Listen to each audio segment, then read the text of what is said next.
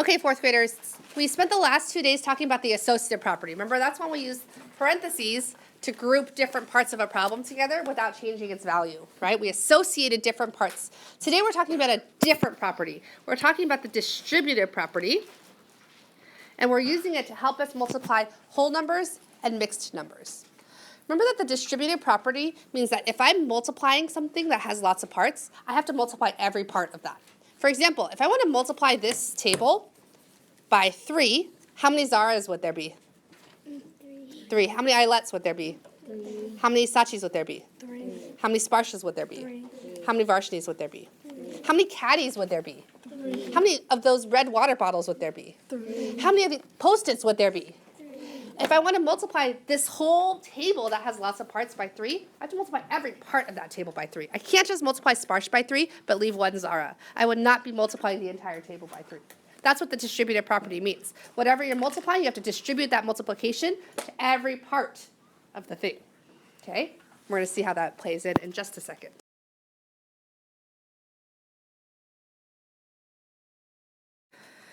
If we want to solve a problem like 2 times 3 1/5, you'll see it's a whole number, 2, times a mixed number, 3 1/5. We can draw a tape diagram to show that, right? We know that this is 3 1/5. Do you guys agree? Go ahead and draw 3 1/5, the part I've outlined in red. Now, when we want to make a copy of that, we want to make 2 copies, so I'm going to just draw it again right next to it, 3 1/5. Do you guys agree? So far? Okay. Now what I can do is I can rearrange those numbers. I can say that, well, I want to put my whole numbers together, 3 and 3. So I'm going to put 3 right next to it and 3 right next to it. And then I have 1/5 and 1/5 still. So I'm going to add 1/5 and 1/5.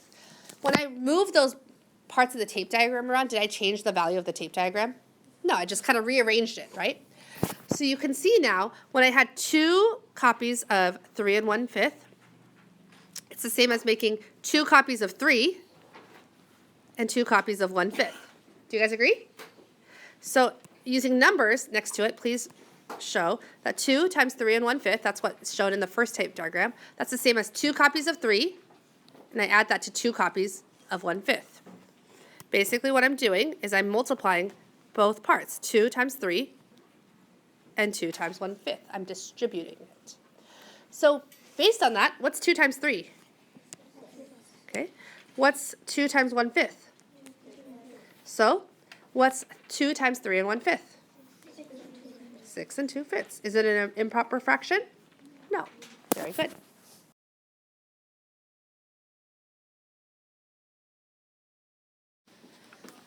We can also see the distributive property without using a tape diagram. Go ahead and write 3 times 7 3/4.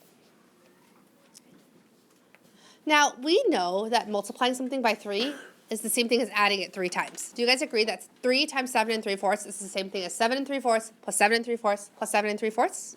Okay, so then we can also see the distributive property here. We can see that there are 3 7s and 3 3/4 when I write out my repeated addition. Do you guys see that? So really, this is the same as 3 copies of 7 plus 3 copies of 3/4. I'm distributing the 3 times 7, and I'm also distributing the 3 times 3/4. Does that make sense? When we break it apart into these 2 different parts and add them together, it helps us solve it. What's 3 times 7? 21. What's 3 times 3/4? 9/4. What do we know about 9/4? It's improper fraction. How many wholes are in there? 2. What's left over? 1. So this is the same as 21 plus 2 1/4, which is 23 1/4. Again, if we use the distributive property to multiply the whole number part first, and then to multiply the fraction part and then add them together, it's easy for us to multiply whole numbers and mixed numbers.